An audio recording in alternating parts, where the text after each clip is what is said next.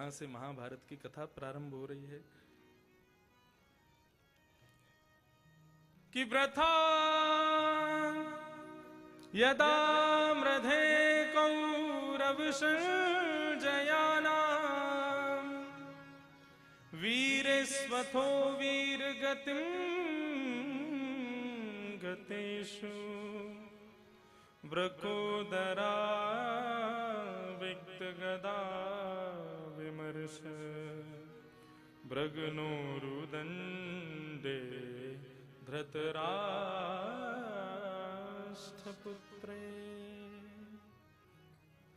बहुत सावधानी से सुनिएगा। महाभारत की कथा प्रारंभ हुई। बोले ये महाभारत की कथा आप क्यों सुना रहे हो? बोले वक्षे कृष्ण कथोदयम, क्योंकि इस कथा से कृष्ण कथा का उदय होगा, ठाकुर जी का उदय होगा, इसलिए मैं सुना रहा हूं। महाभारत का युद्ध अपने अंतिम पड़ाव पर चल रहा था। भीम और दुर्योधन दोनों युद्ध कर रहे थे।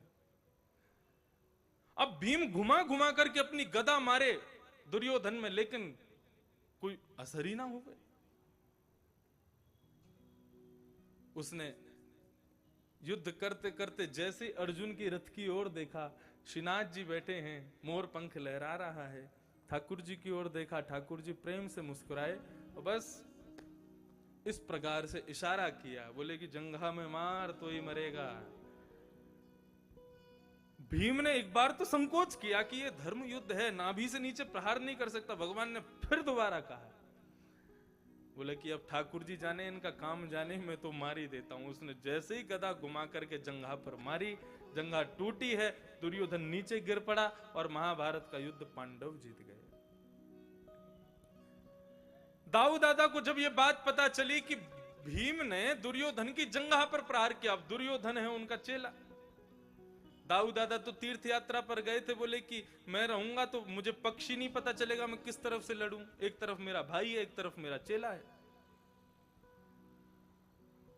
ऐसा संत जन बताते हैं कि नारद जी महाराज दौड़े दौड़े गए और जाकर के बोले, देखो आप तो यहां बैठे और आपके होते हुए कितना बड़ा गलत काम महाभारत में हो रहा है, सावधानी से सुनना। बलराम जी बोले क्या हो रहा है? बोले देखो आप तो जिम्मेदारी दे के आए ठाकुर जी को कि भाई तुम सब चीज सही से करवाना, लेकिन ठाकुर जी स्वयं अधर्म कर रहे हैं। उस महाभारत के धर्म युद्ध में ठाकुर जी ने इशारा किया है, भीम ने जंघा पर प्रहार किया दुर्योधन की, नाभि से नीचे। अब तो जैसे दाऊ दादा को पता चली, तुरंत बोले मैं अभी जाऊंगा। तुरंत दौड़ने लगे। अब यहां पर जश्न मना रहे थे पांडव, लेकिन इतने में ही गड़गड़ गड़गड़ करके बादलों ने आकर के पूरे कुरुक्षेत्र के मैदान को घेर लिया। पृथ्वी डामाडोल होने लगी। कौन आ रहे हैं? बोले शेषावतार बलराम जी आ रहे हैं। भीम दौड़ा दौड़ा ठाकुर जी की शरण में गया, बोले प्रभु मुझे बचाओ, ये मुझे जीवित नहीं छोड़ेंगे आज। भगवान बोले तू चिंता मत कर, मैं अभी देखता हूं। सामने से देखा, विशाल स्वरूप लेकर के, और मानो जैसे द्वितीय सूर्य आ रहा हो, इस प्रकार तेजवान होकर के श्री बलराम जी महाराज दौड़े दौड़े आ रहे हैं। भीम को देख रहे हैं, हल मूसल हाथ में लगे हैं।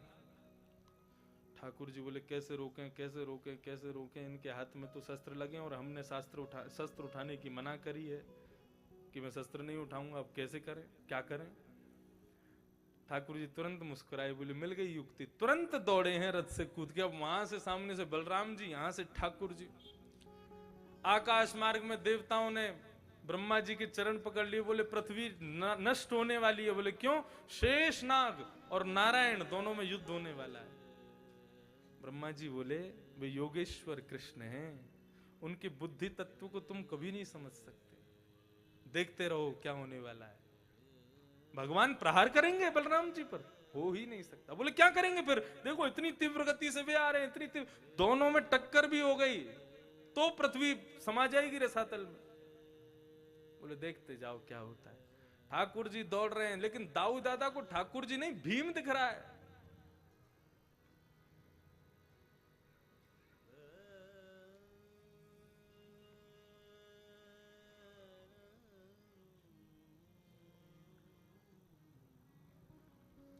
यह प्रसंग पूरा कर दूं फिर ना ना ना।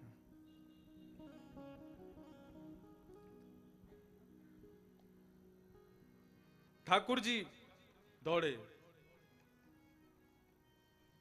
सबने पृथ्वी मैया से प्रार्थना करने लगे, बोले मैया आप धैर्य धारण करना, बस आप अपने आप को संभालना। जैसे ही दोनों समीप आए हैं, ठाकुर जी ने तुरंत अपनी युक्ति का प्रयोग किया। किसी शस्त्र से प्रहार तो बहुत दूर की बात है, इतने में क्या हुआ, श्रीनाथ जी पृथ्वी पर साष्टांग लेट गए और दाऊ दादा को प्रणाम करने लगे। अब जैसे ही देखा कि दाऊ जी प्रणाम कर रहे हैं, प्रणाम के भाव को देखते हल मूसल दूर फेंके हैं और तुरंत श्रीनाथ जी को उठा के, अपने बाल कृष्ण भैया को उठा के दाऊ दादा ने हृदय से लगाया। तब दाऊ दादा समझाते हैं, तब ठाकुर जी समझाते हैं, दाऊ दादा क्या कर रहे हो आप, किसको मारने जा रहे हो? बोले भीम को। क्यों? इसने अधर्म किया। अच्छा भैया अधर्म किया, लेकिन अधर्म से अधर्मी को मारा, धर्मावली को कुछ नहीं कहा। दुर्योधन कौन है? बोले हमारी बहन को भरी सभा में निर्वस्त्र करने वाला है ये। दुशासन निर्वस्त्र कर रहा था, उसी समय चिल्ला चिल्ला करके कह रहा था इसको निर्वस्त्र करके मेरी जंघा पर बैठा दो।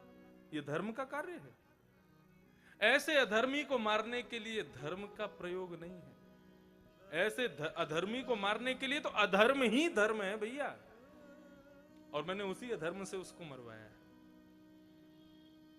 तब दाऊ दादा जी का क्रोध शांत हुआ और इस प्रकार पांडवों के पक्ष में महाभारत का युद्ध आया है।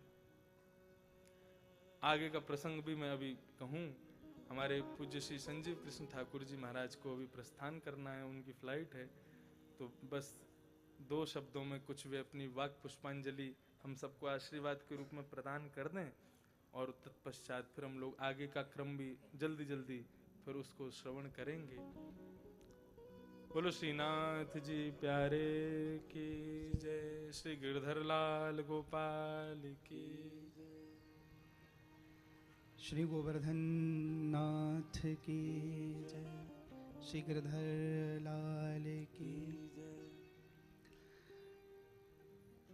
सत्यता तो यह है कि मुझे ऐसा लग रहा है कि मैं रस में बाधक बना हूँ। मुझे थोड़ी ग्लानि भी हो रही है कि मुझे पता भी नहीं था, पंडित जी ने परिचय दी है। फ्लाइट और आज जाने का ना होता तो ये जो पीछे लिख रहा है ना कि मेरो मन गिरधर छवि पे अटक्यो, सच तो ये है कि मन अटक ही गया है नाथ द्वारा में।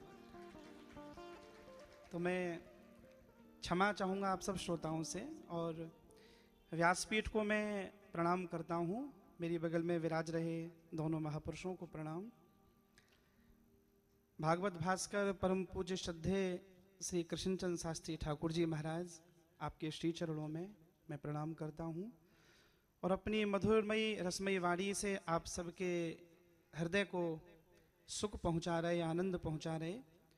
हमारे वृंदावन की गौरवशाली व्यास परंपरा के उज्जवल संवाहक और सब संतों के लाडले और मेरे अत्यंत प्रिय, मुझे जब ये महाराज जी कहते हैं तो मुझे कष्ट भी होता है, तो पर बाद में कहते हैं कि ध्यान नहीं रहा। मेरे छोटे भाई, मैं व्यासपीठ पर बैठे हैं, अभी प्रणाम करता हूँ। और वास्तव में भाग्यशाली कौन है, अभी आचार्य जी कह रहे थे, मुझे लगता है कि इन श्रोताओं से ज्यादा भाग्यशाली कोई और नहीं है। हमारे गिरधर लाल 1 साल के हो रहे हैं, सुबह भी मैंने दर्शन किए, तो एक बार स्वर दिखाना। मैं जब सुबह दर्शन करने गया, बस दिखा, श्री गिरधर लाल गोपाल,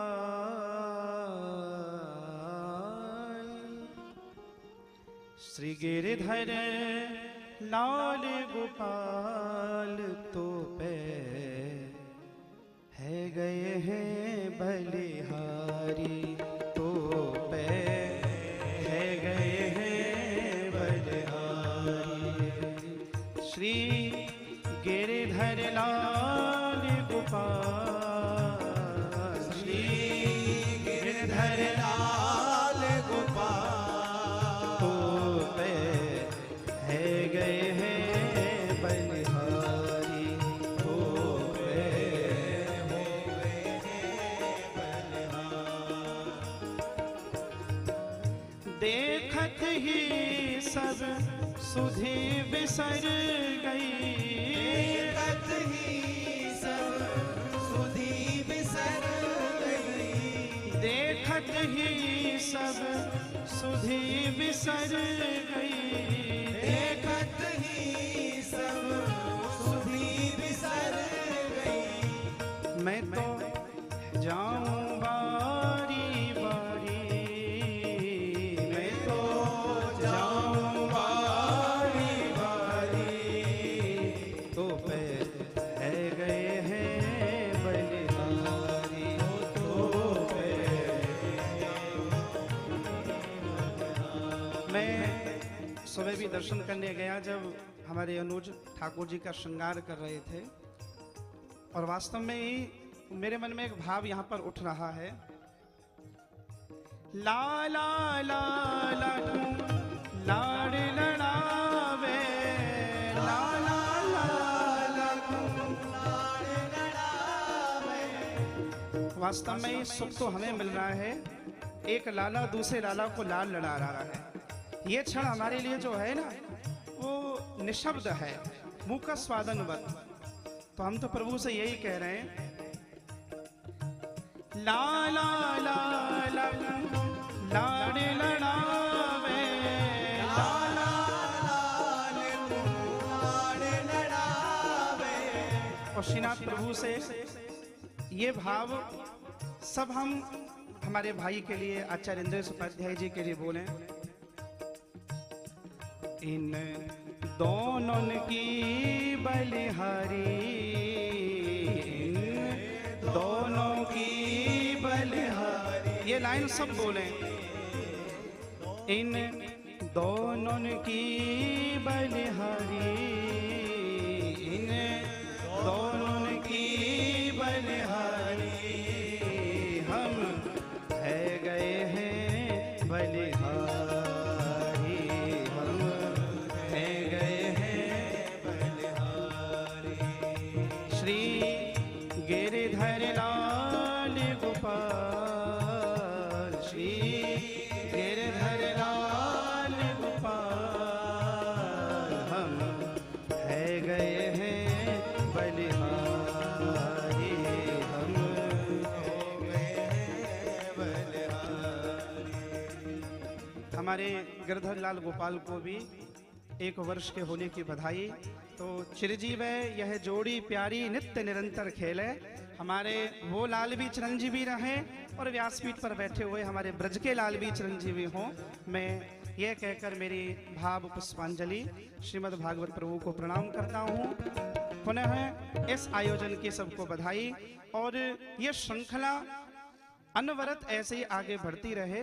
तो इस बार तो मैं एक ही दिन रह पाया, कलकत्ता में कथा थी, कल से आगरा में है, लेकिन कोशिश करूंगा कि पंढरपुर में 7 दिन रहूं और इन दोनों लालाओं का मैं आनंद लूं। मैं व्यासपीठ को प्रणाम करता हूं और पुनः क्षमा याचना करते हुए कि मैं इस रस में बाधित हुआ हूं, पर व्यासपीठ का आदेश था, मुझे स्वीकार करना पड़ा। जय श्री कृष्ण। बड़ी कृपा, खूब सुंदर। आपने हमारे लाला को खूब खूब आशीर्वाद। वैसे सब संतों का आगमन यहाँ उसी लिए है कि हमारे लाल जी को सब आशीर्वाद दें, और आपने तो हमको भी आशीर्वाद दे दियो है। आप अग्रज हैं, उस भाव से आपका ये आशीर्वाद स्वीकार। बड़ी कृपा हो।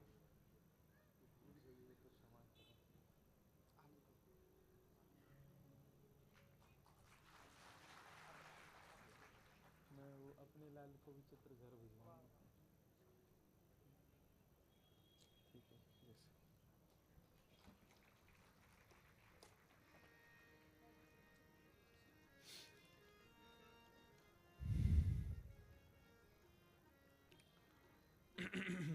कथाक्रम में पुनः चलें। पांडवों को ठाकुर जी ने विजय दिलवाई। और विजय दिलवाने के बाद में ठाकुर जी सभी पांडवों को लेकर के पुनः शिविर में पधारे। लेकिन अभी भी दुर्योधन के मन में एक ही इच्छा थी कि मेरे पांचों शत्रु मारे जाएं। तब गुरुपुत्र अश्वत्थामा को भेज करके पांचों को मरवाने का प्रयोजन किया, लेकिन उसमें विजय हासिल ना कर पाया।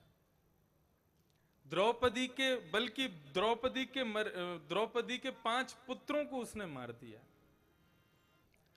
अर्जुन ने प्रतिज्ञा ले ली, जिसने भी द्रौपदी के 5 पुत्रों को मारा है मैं उसको जीवित नहीं छोड़ूंगा। भगवान मना कर रहे थे, अर्जुन ऐसी प्रतिज्ञा मत ले, क्योंकि प्रतिज्ञा वही लेनी चाहिए जो तुम पूरी कर सको। लेकिन बार बार यही कहने लगा कि मैं उसको जीवित नहीं छोड़ूंगा। और जब पता चला कि किसने मारा है तो वो कोई और नहीं, गुरुपुत्र अश्वत्थामा।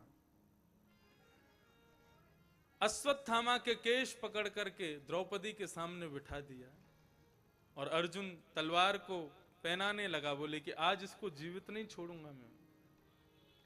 लेकिन उस समय द्रौपदी कहती है कि मुच्यतामेष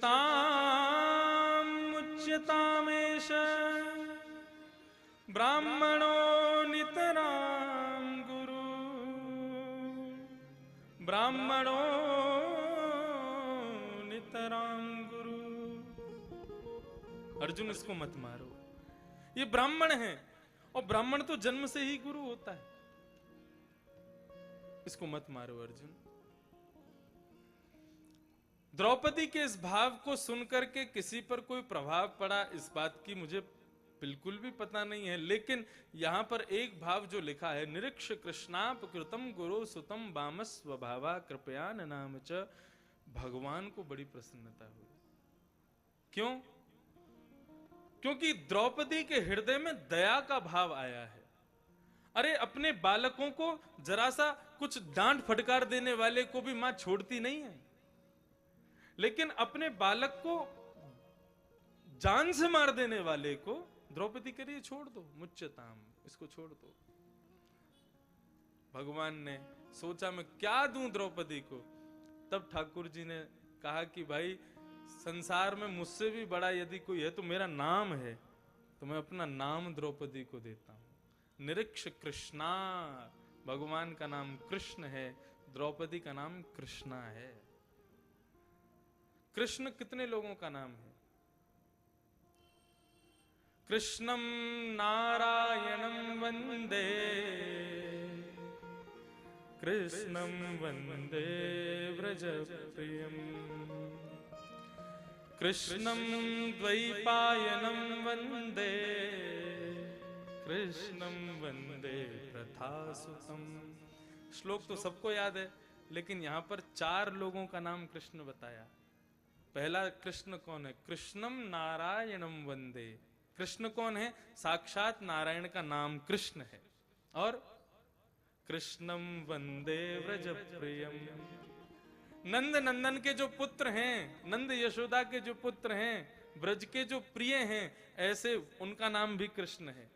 और कृष्णम द्वैपायनम वंदे। द्वैपायन कौन है? श्री वेदव्यास जी, जिन्होंने श्रीमद् भागवत को लिखा, उनका नाम श्री कृष्ण द्वैपायन है, उनका नाम भी कृष्ण है। और कृष्णम वंदे प्रथासुतम। चौथे कृष्ण कौन है? अर्जुन, अर्जुन का नाम भी कृष्ण है। ये 4 कृष्ण हैं और एक कृष्णा है। कृष्णा कौन है? कृष्णा है द्रौपदी।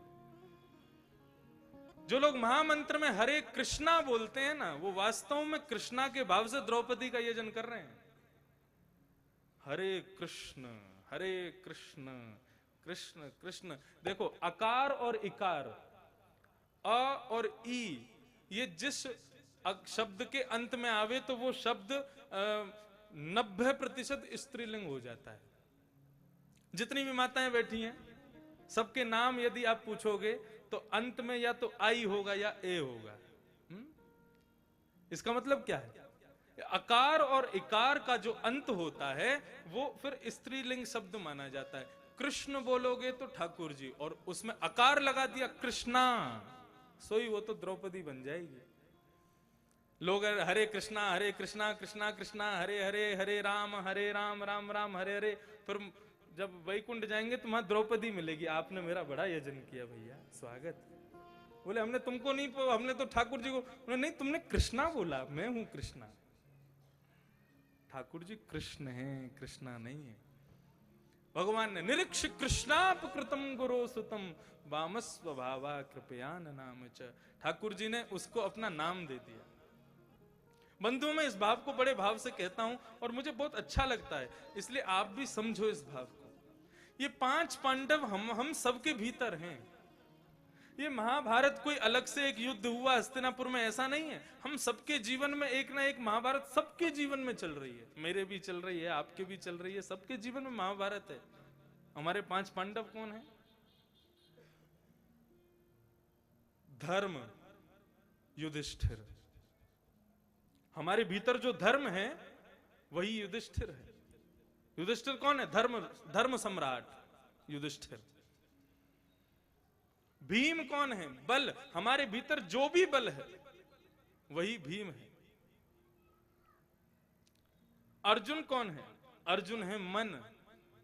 हमारा मन ही अर्जुन है। नकुल स्वरूप है और सहदेव बुद्धि। ये 5 पांडव, ये 5 पांडव हमारे जीवन में विराज तो रहे हैं, लेकिन इन 5 पांडवों के पक्षधर श्रीनाथ जी कब बनेंगे? ठाकुर जी कब पक्षधर बनेंगे? जब इन 5 पांडवों के साथ में द्रौपदी भी होगी। और द्रौपदी का क्या भाव है?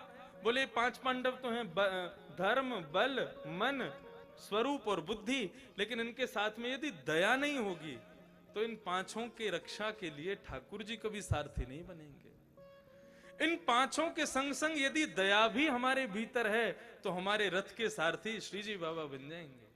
बोले कि तुम में ये 5 चीज भी हैं और तुम्हारा ब्याह दया के साथ भी है, मतलब द्रौपदी भी मेरी बहन भी है, ठीक है, तो भैया तुम्हारा सारथी मैं बनूंगा। और जिस दिन इन 5 के साथ में दया को हमने स्थान दे दिया, उसी दिन हमारी महाभारत में विजयी हो जाएगी। इस संसार की महाभारत में विजयी होगी। भगवान ने 5 पांडवों पर कृपा की। अर्जुन के द्वारा अश्वत्थामा को समस्त लोगों के सामने केवल अपमान करवाया। अपमान ही सबसे बड़ा मृत्यु दंड है, ऐसा कहकर के ठाकुर जी ने मणिम जहार मूर्धन्यम, उसकी मस्तक की मणि को निकाल लिया और उसको धक्के देकर के भगा दिया। भागवत में ऐसा भी वर्णन है कि उसके शिखा छेदन कर दी। ब्राह्मण था ना, तो शिखा छेदन ब्राह्मण की हत्या है। यदि कोई व्यक्ति, ब्राह्मण क्यों कहें, हम तो समस्त हिंदू, यदि अपनी शिखा का छेदन करते हैं, अपनी चोटी काटते हैं या कटवा लेते हैं, तो उसमें उसकी हत्या। अब लोग पूछते चोटी रखते क्यों हम लोग? बाल क्यों रखते हो आप लोग? क्यों रखते हैं हम लोग बाल? बोले इससे हमारी सुंदरता बढ़ती है। बाल की सुंदरता केवल यहीं रहने से है। यहां से यदि गिर जाए तो उस बाल को थाली में भी देख लिया जाए तो भोजन नहीं करते हम लोग। केश, नख, दांत, ये तीनों अपने स्थान पे बढ़िया लगते हैं, वहां से गिर जाए ना तो इनको स्वीकार भी नहीं किया जाता, ये मेरे है ही नहीं। लेकिन केश से हम अपने स्वरूप को ठाकुर जी के सामने प्रस्तुत करते हैं, संसार के सामने प्रस्तुत करते हैं कि ये केश हमारे हैं, हम इससे सुंदर लगते हैं। लेकिन ठाकुर जी अपने सामने खड़े हुए हजारों भक्तों के केश देखते हैं, लेकिन ठाकुर जी की दृष्टि उसी पर अटकती है, इनमें से मेरा कौन है? बोले जिसकी शिखा होगी वही समझो मेरा है। इसने शिखा मेरे लिए रखी, केश अपने लिए रखे, लेकिन शिखा मेरी पहचान के लिए रखी है। ये हमारी आइडेंटिटी है कि हम ठाकुर जी के।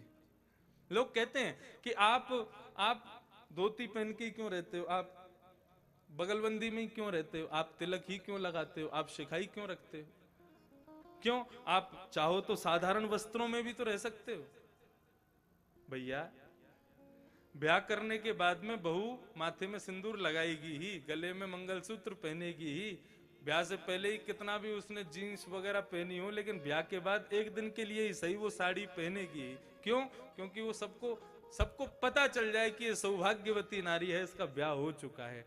उसी प्रकार जब तक जीन्स शर्ट पहनने हो तब तक तो यही समझेंगे सब एक क्वारा डोल रहा है अभी भी, और जिस दिन धोती पहन ली, माथे पर उर्दपुंड लगाने लग गए, समझ जाएंगे श्रीनाथ जी ने अंगीकार कर लिया इसको, ये उनसे ब्याह कर चुका है, अब ये ठाकुर जी की सौभाग्यवती पत्नी के रूप में इसका वर्ण हो गया है। हम ठाकुर जी के नाम का सिंदूर लगाते हैं उर्दपुंड के रूप में। ठाकुर जी का ही जो मंगल सूत्र है वही गले में कंठी के रूप में धारण करते हैं, और सौभाग्य के रूप में धोती और बगलबंदी धारण करते हैं। आप माफ कीजिएगा, जीन्स में दर्शन करने जाते हो ना, ठाकुर जी देखते नहीं होंगे, धोती पहन के जाते हैं ना, तो ठाकुर जी अरे देखो ये मेरी पत्नी आई है दर्शन करने, ये तो मेरा आया है दर्शन करने। स्वरूप बहुत आवश्यक है, लेकिन हम लोग अपने स्वरूप को ही बिगाड़ देते हैं। तिलक लगाने में शर्म आती है लोगों को, ये तिलक पहचान है। आप गाड़ी में जाओ, बस में जाओ, हवाई जहाज में जाओ, ट्रेन में जाओ, आपने तिलक लगाया होगा ना, तो आदमी की सबसे पहले दृष्टि आपके माथे पर पड़ेगी, और माथा देखते ही उसके मन में ये भाव आएगा ये भक्त है। आप ये सोचो, आप हजारों लोगों के सामने से गुजर रहे हो, हजारों लोग आपके माथे के तिलक को देख करके हजारों लोग सोचेंगे ये भगवान का भक्त है। आपके तिलक लगाने से हजारों लोगों के हृदय में ठाकुर जी प्रकट हो जाएंगे। अपना स्वरूप बनाओ, स्वरूप से ठाकुर जी को प्रसन्न है, प्रिय वो है ठाकुर जी को अपने भक्तों का स्वरूप। शास्त्रों में तो ऐसा वर्णन है कि 12 अंगुल का तिलक होना चाहिए, यहां से लेकर के 12 उंगली गिनो, 12 उंगली जहां हो जाए वहां तक तिलक होना चाहिए। तो इसीलिए हम पिताजी यहां से लेकर यहां तक पूरा पीला चंदन और उर्दपुंड लगाते हैं। और 12 नहीं हो तो 8 अंगुल का हो, 8 नहीं हो तो 4 अंगुल का हो, 4 अंगुल का नहीं तो 2 अंगुल का हो, 2 अंगुल का नहीं तो 1 अंगुल का तो होना ही चाहिए, तभी ठाकुर जी स्वीकार करते हैं। हजारों लोग मंदिर में खड़े हैं, ठाकुर जी को सब देख रहे हैं, लेकिन श्रेष्ठता उसमें नहीं कि हजारों ठाकुर जी को देख रहे हैं, श्रेष्ठता उसमें उन हजारों में ठाकुर जी किसको देख रहे हैं, उसी को देख रहे हैं जो स्वरूप में आया है। तो शिखा छेदन कर दी, अश्वत्थामा को अपमानित करते हुए सभा से भगा दिया। अश्वत्थामा ने उत्तरा के गर्भस्थ शिशु को मारने के लिए जैसे ही ब्रह्मास्त्र छोड़ा है, उत्तरा दौड़ी दौड़ी भगवान की शरण में गई है कि पाहि पाहि माया योगिन देव देव जगन्मते नान्यम तद्भयं पश्ये यत्र मृत्यु परस्परः। दौड़ी दौड़ी भगवान के पास गई, प्रभु मेरे गर्भस्थ शिशु की रक्षा करो। भगवान अंगुष्ठ मात्र उसकी नासिका में प्रवेश कर गए और गर्भ में प्रवेश करके अपनी गदा को इतनी तीव्र गति से घुमाया कि अश्वत्थामा के द्वारा छोड़े गए ब्रह्मास्त्र से उस बालक की रक्षा हुई है। आज उत्तरा ने वो गलती नहीं की जो एक बार द्रौपदी ने की थी। भरी सभा में चीरहरण द्रौपदी का किया जा रहा था, और द्रौपदी बार बार मन में यही विचार कर रही है कि मैं 5 पति हैं मेरे, ये मेरी रक्षा करेंगे, लेकिन उन 5 ने रक्षा नहीं की। 5 की ओर देखा तो सब नीचे नजर करके बैठे। द्रौपदी ने भीष्म पितामह आदि की ओर देखा, ये मेरी रक्षा करेंगे, वे भी नीचे नजर करके बैठे। द्रौपदी ने अपना बल का प्रयोग किया, मैं क्षत्रिय नारी हूं, अपनी रक्षा स्वयं कर सकती हूं, लेकिन दुशासन तब भी नहीं रुका। तब दोनों भुजा उठा करके उसने ठाकुर जी को पुकारा। अंत में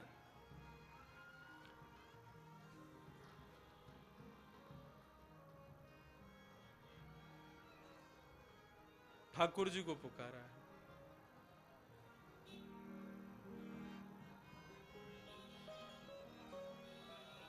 और क्या कह रही है सूरदास जी के भाव में। अच्छा बंधुओं, आपको शायद पता हो, सूरदास जी का भाव था कि उनको 1.25 लाख पद पूरे करने थे, लेकिन सूरदास जी केवल 1 लाख ही पद पूरे कर पाए, और बचे हुए जो 25,000 पद हैं वो किसने लिखे? वो श्रीनाथ जी और श्री राधा रानी ने बैठ करके पूरे किए। और उसकी पहचान कैसे हो कि ठाकुर जी ने कौन से लिखे? जहां कहीं भी सूर नाम आवे तो समझो ये सूरदास जी ने लिखा है, और जहां कहीं भी सूर श्याम नाम आवे तो समझो ठाकुर जी ने ये पद लिखा है। अपने सूरदास जी के पद की पूर्तियों के लिए ठाकुर जी ने कलम उठाई और पद लिखे, और ये पद जो द्रौपदी के भाव का है ये श्रीनाथ जी ने लिखा है सूरदास जी के भाव में। क्या कह रहे हैं? प्रभु जी मोरी क्या बिगड़ेगी,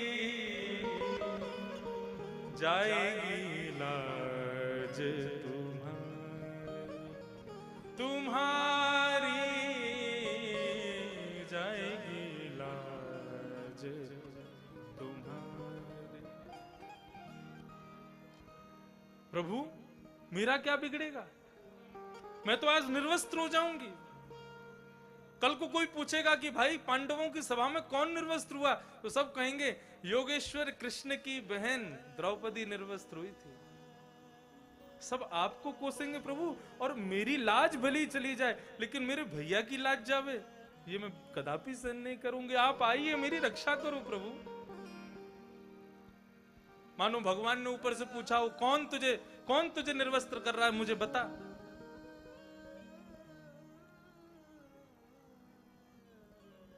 तब द्रौपदी कह रही है,